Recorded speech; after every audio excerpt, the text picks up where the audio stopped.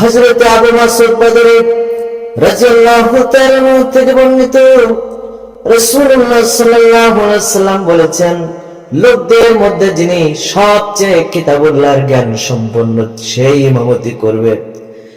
যদি সবাই কিরাতে সমান হয় তবে সুন্নাহ সম্পর্কে যার জ্ঞান বেশি সেই ইমামতি করবে।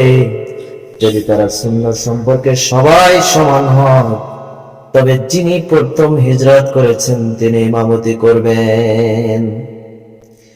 আর যদি তারা সবাই হিজরতেও সমান হয় তবে যার বয়স বেশি তিনি ইমামতি করবেন।